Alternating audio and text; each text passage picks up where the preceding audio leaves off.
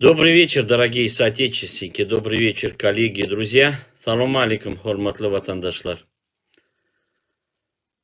Ну вот прошла очередная неделя нахождения моего в Российской Федерации, городе Москве. Еще раз повторюсь, вакцинацию я прошел 24 февраля и 17 марта.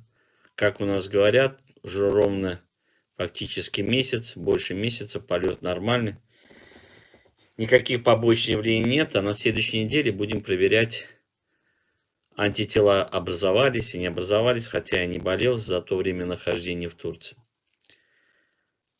Я сегодня хотел с вами переговорить, хотя до этого общаясь по телеграм-каналам с нашими активистами, с соотечественниками по всему миру, и все задают вопрос, а что мы будем делать дальше? А дальше мы должны действовать и продолжать, как и мы планируем. Я недавно слушал выступление наших активистов в Zoom-канале ДВТ.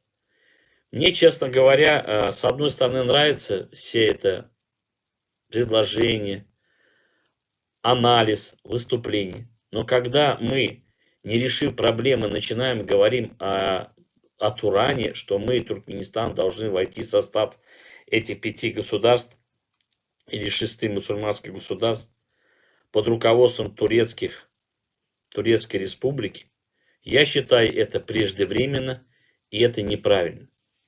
Я считаю, это будет правильным.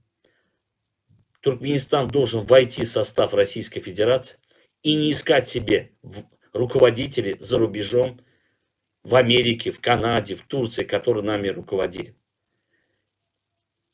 Чтобы взяли на себя возможность охраны государственной границы, протяженной с Афганистаном, с Ираном.